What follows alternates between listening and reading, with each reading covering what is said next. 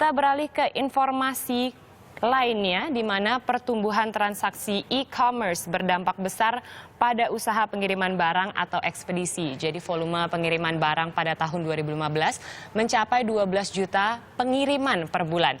Ini meningkat 50% dari tahun sebelumnya dan 70%-nya ini berasal dari transaksi online.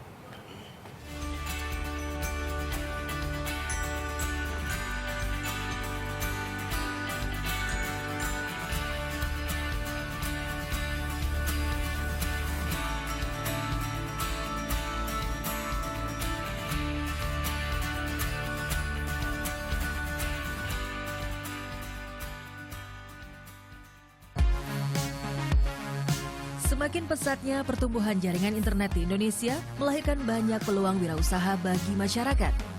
Salah satunya Putri Wana. Ibu satu anak ini memberanikan diri keluar dari pekerjaan kantoran dan menjadi pebisnis online.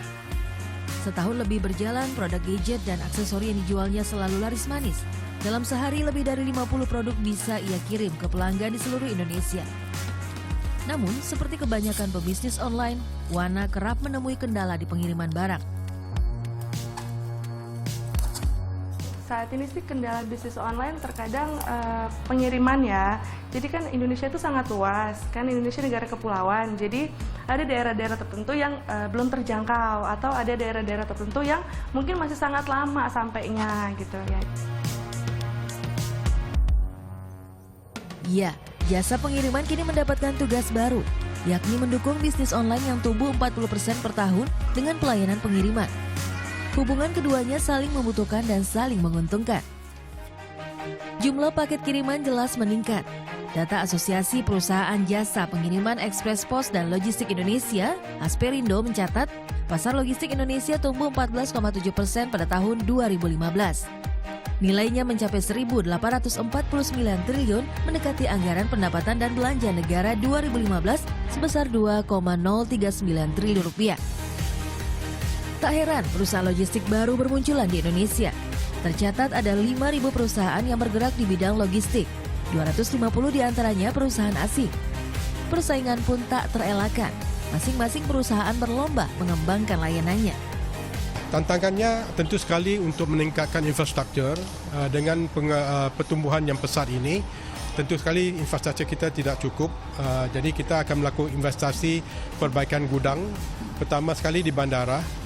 Kita akan bangun gudang seluas 20,000 square meter dan di situ juga kita akan lakukan automation, cara sorter parcel itu supaya bisa dilakukan sekitar 10,000 parcel per jam. Nah, ini bisa meningkatkan produktivitas dan kualitas untuk pengiriman selanjutnya.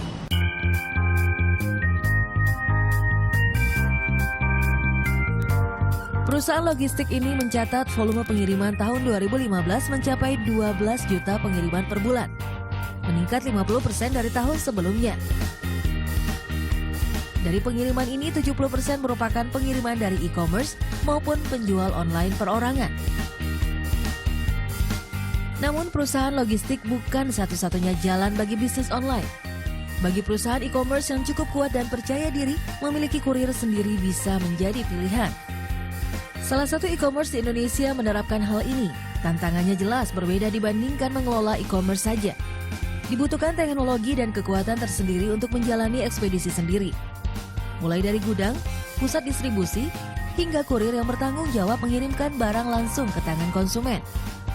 Meski sulit, namun sejauh ini mengirimkan barang menggunakan kurir sendiri merupakan pelayanan terbaik yang dimiliki oleh e-commerce ini.